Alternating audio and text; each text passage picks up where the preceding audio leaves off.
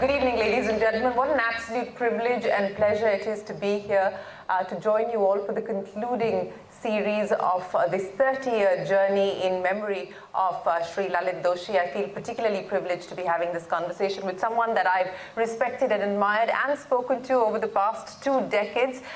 Just to take forward what we heard there from Mr. Doshi, Mr. Kamath, of course, as we've heard many times over, has been the perennial India bull. He's been a champion of the India story, but I got to witness that personally in the early 2000s. We started a program in association with ICICI Bank on CNBC-TV18. It was called the Emerging India Awards. The idea was really to create a community and a platform for India's emerging entrepreneurs, for India's SMEs. And I remember way back in, I think it was 2005, 2006, Mr. Kamath said, India is not enough. We need to take these stories global. And we decided to take the Emerging India Awards, which, by the way, then became India's largest SME property. It has made it to the Limca World of Book Records as well. And we took the Emerging Awards to London to start with and to many other international destinations because he firmly believed that India's time had arrived and it was a story to be told globally. So I completely agree with you on his ability to take bold decisions and to be ahead of the curve. I know he's also a big believer in technology, and again, something that he has championed through the course of his career. And he's also been a champion of gender parity and diversity, and that I'm truly grateful for, Mr. Kamath. If we could tap into the brain power present here in this room, starting, of course, with Mr. Kamath on the stage, but also luminaries here in the audience, Mr. Deepak Parekh, Mr. Uday Kotak, Mr. Ganguly, Mr. Nambiar, Mr. Mahindra, Dr. Anisha, we would have the most appropriate and impactful blueprint for India at 100.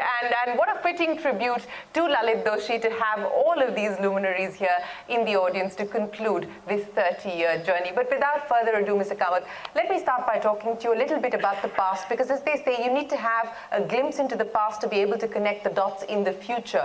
As we look at where we stand today, what have been the most seminal, the most transformative changes that have brought us to this path that you believe we will need to amplify and build on as we look at India at 100? Yeah, clearly 1990 is where set the, I would say, ball in motion with the opening up of the economy. It took the Indian entrepreneur probably 8 to 10 years to come to terms with it. And then certain other things happened. Interest rates in around 2000, the government bond was at around 11.5%. So you wanted a home loan, you probably had to borrow it at 15%. A car loan was 18% and a motorcycle loan was 24%. We could not have gone ahead with those rates. I think at that point in time, the government addressed this. I think Vijay Kelkar was the finance secretary. And within a year, actually rates came down to the bond rate. The 10-year government bond came to around 6 or 6.5%. And then suddenly everything became got into motion. I think the mortgage dropped to around 8.5%, car loans 10.5%, and the motorcycle was available at the interest rate of 14%. I think that set in motion one cycle. The second cycle is that drop in interest rate also helped corporates to clean up their balance sheets and the banks to lend a helping hand, and along with certain key steps taken by the Reserve Bank. I remember Dr. Jalan was the governor. He brought in we had a dialogue, and he had a dialogue with all of us, bank CEOs, and he introduced the idea of restructuring of credits which could be restructured. If it could not be, then of course you let it let it die, as it were. But most of the companies could be restructured. But so there was a restructured book and an NPA book. But with the drop in interest rates, and I would say a newfound competitiveness, the effect of opening up could be seen from 2000 onwards, when you saw the growth rates propel, along with certain other policies. So that opening up then drove us through the 2000-2008 period. 2008-2009 is, I would think, the next step, when you had infrastructure come in. And a lot has been said about infrastructure, but I think we also need to factor in, it was a learning process for everybody, including if you see the rapidity with policy changed, policy reversed. So you, as a lender, somebody else as an entrepreneur, and the consumer, all were caught in this whirlpool. I won't go into the details, but we can map the number of policy changes that took place for a variety of reasons. So we had to face that challenge, but then that challenge got addressed starting 2014, and you had a new momentum come in. So I break this into the opening up in the early 1990s, then 2000, 2008, 2009, a period of rapid growth. Then slight, I would say, the economy stalled as it were, and then it took off again thereafter. And during this period, 2-3 things have happened. Just to put this into perspective, technology changed. So if you look at the banking business, the induction of technology took place in the late 1996. Thereafter, it remained more or less stable. And then you had cloud, and now you have open source. So the technology movement is going on. Along with that, you had corporate India embracing technology. And to me, the most exciting part of this journey has been post, let's say, 2018 or so, 2019, the start of what I call digital India.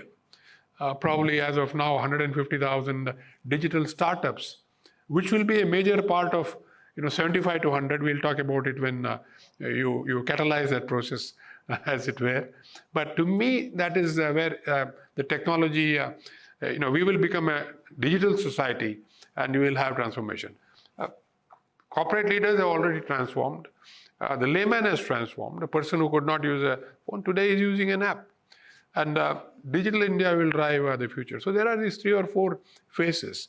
And of course, with all this, you have what I call intelligent AI. We'll discuss that again if you catalyze the process. Well, let me start by talking to you about the prescription and the roadmap as far as the financial services sector is concerned, because that is a sector that you know best. And let me start by talking to you about the role that you believe Indian banks will play as we move forward, and what you foresee now as the future is concerned for the banking sector. Do you believe we have too few banks? Do you believe we need more banks? Do you believe there should be more competition? Should the Reserve Bank be giving more licenses out? What is the view that you have as we look at the next 25? See, the way I look at it is very simple. Again, I use global examples as to what will happen. The banking sector, the financial sector, if you look at in our context, you got the banks, you got NBFCs, you got fintech players who want to be banks, who want to be players in the system, intermediaries in the system, and you got the capital market. So I would think that the next few years is where the capital market will start to actually propel at a faster rate than the other sectors.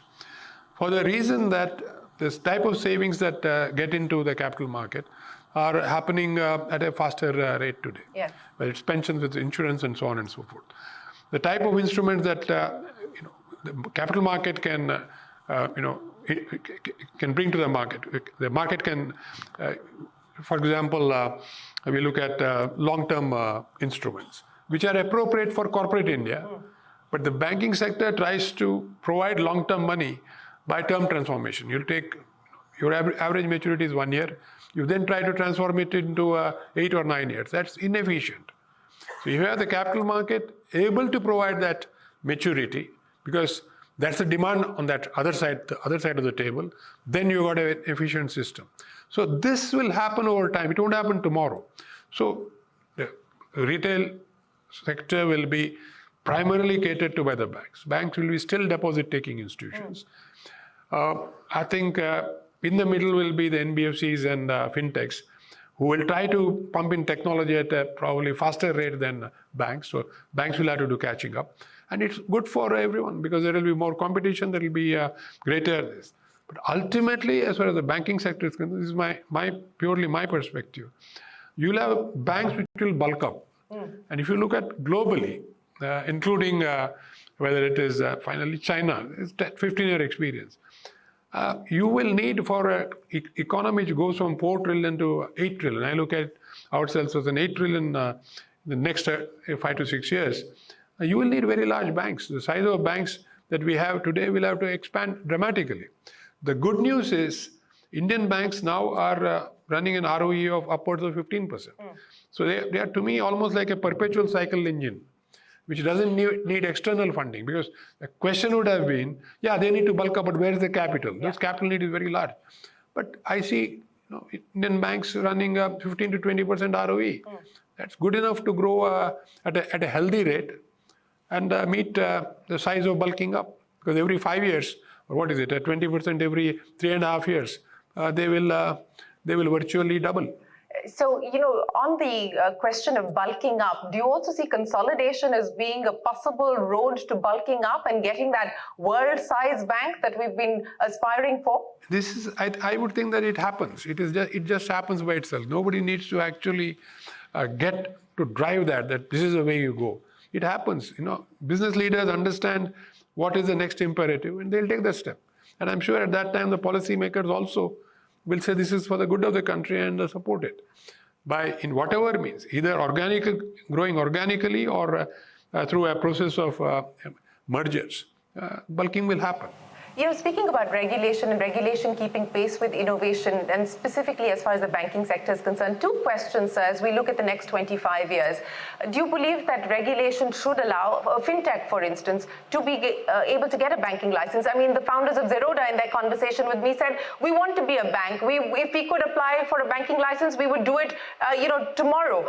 Do you believe that should be something that we consider as we go forward? And two, allowing corporates into the banking sector. This has been much debated, much talked about, much asked for as well. Do you believe that the time has come to perhaps consider that possibility? We need to understand this whole question from the perspective of the regulator.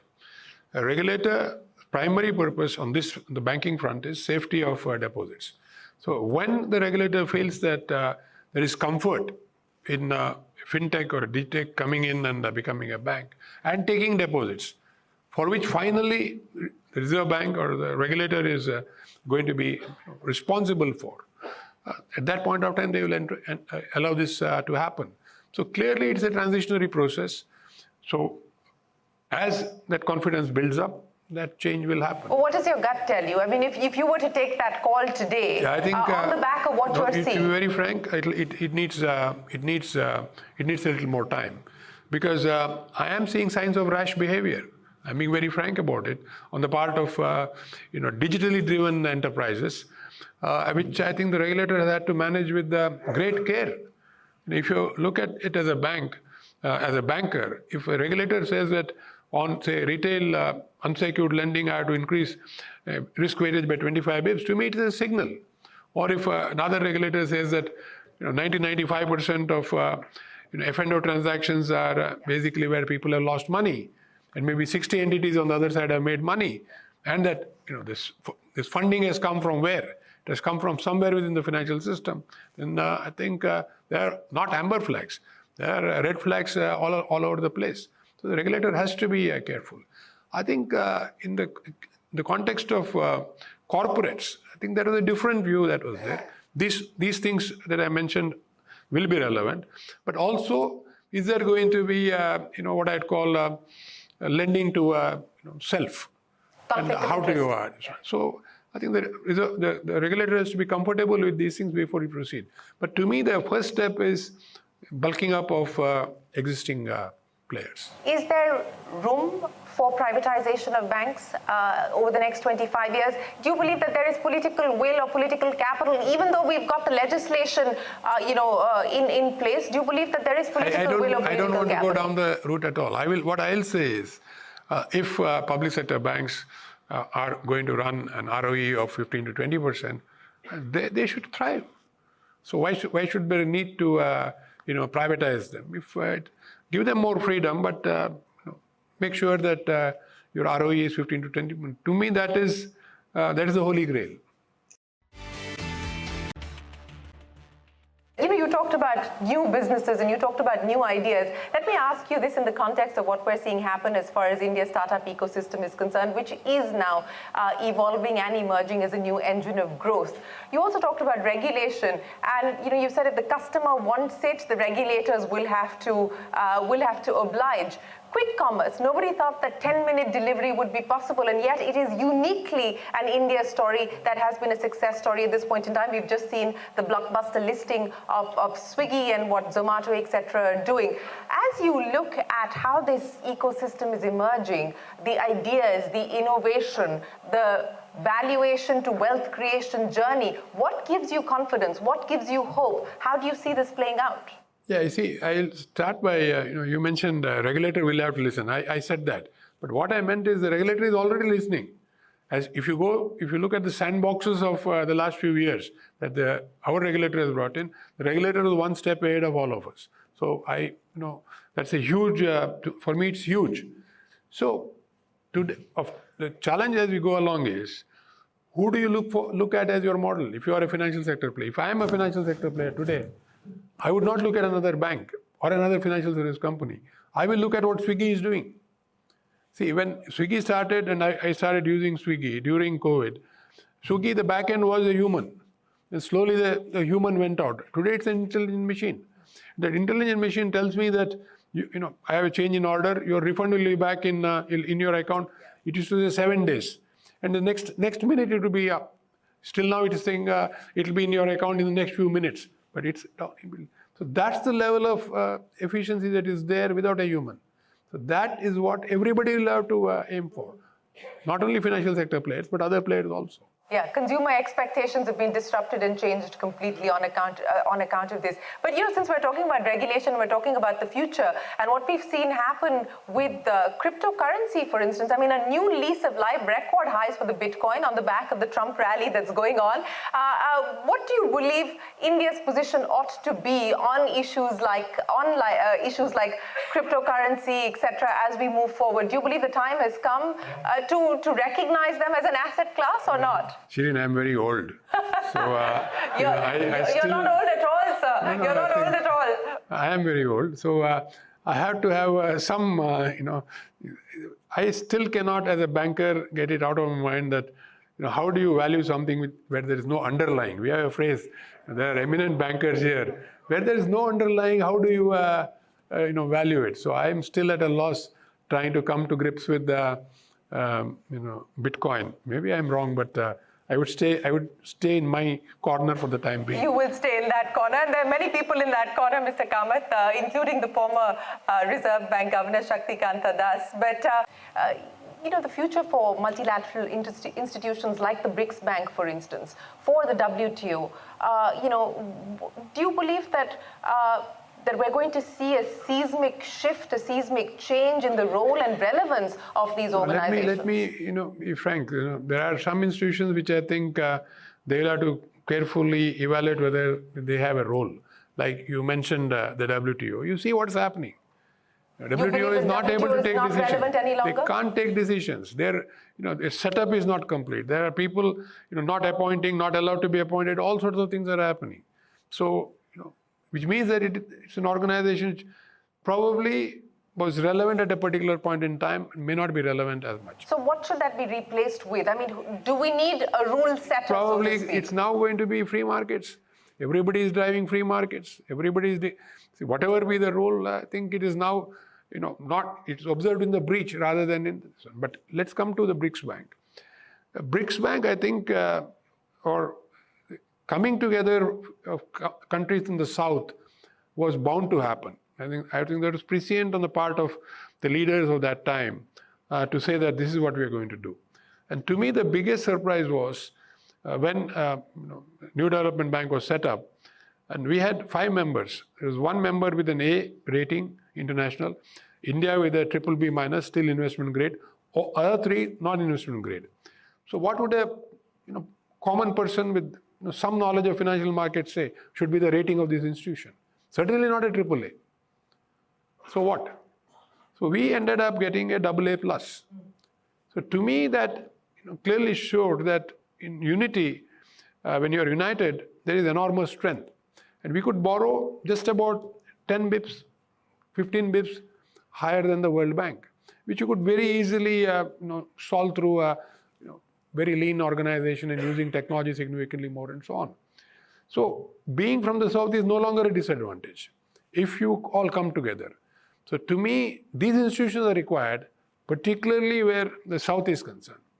And which is not known. There is also the BRICS currency reserve, which is not talked of. Which Donald Trump has already threatened to go after. No, this is a BRICS. No, this is not the BRICS currency.